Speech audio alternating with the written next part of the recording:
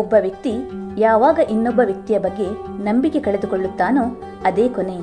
ಆ ವ್ಯಕ್ತಿ ಅವರ ಜೀವನದಲ್ಲಿ ಪುನಃ ಬೇಕಾದರೂ ಬರಬಹುದೇನೋ, ಆದರೆ ಅವರ ಮನಸ್ಸಿನಲ್ಲಿ ಇರೋದಕ್ಕೆ ಸಾಧ್ಯನೇ ಇಲ್ಲ.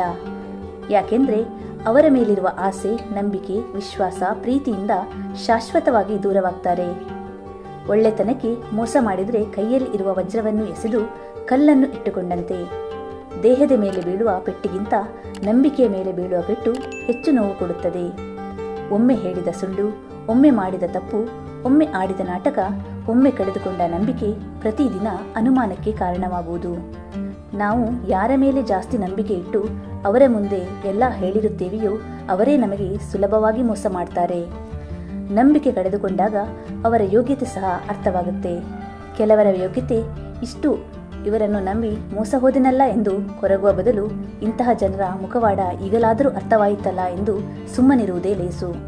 ಪ್ರಪಂಚದಲ್ಲಿ ಬೆಲೆ ಕಟ್ಟಲಾಗದ ವಸ್ತು ಅಂದರೆ ಅದು ನಂಬಿಕೆ.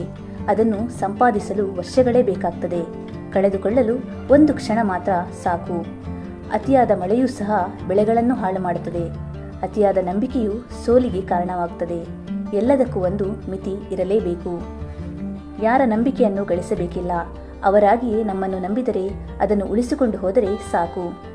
ನಂಬಿಕೆ ಎಂಬ ಗಾಜು ಒಡೆದು ಮತ್ತೆ ಕೂಡಿದರೂ ಅದರ ಬಿರುಕುಗಳು ಯಾವಾಗಲೂ ಶಾಶ್ವತ.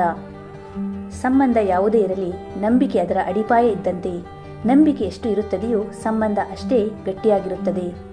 ಹೇಗೆ ಮಣ್ಣಿನಲ್ಲಿ ಹುಗಿದ ಬೀಜವು ಕತ್ತಲೆಯಲ್ಲಿದ್ದರೂ ಮೊಳಕೆಯೊಡೆಯುವುದು, ಬೆಳಕನ್ನು ಹುಡುಕಿ ಬರುವುದೋ ಹಾಗೆ ನಾವು ನಮ್ಮ ಮೇಲೆ ನಂಬಿಕೆ ಇಟ್ಟು ಮುನ್ನಡೆದಾಗ ಮಾತ್ರ ಗೆಲುವು ಸಾಧ್ಯ.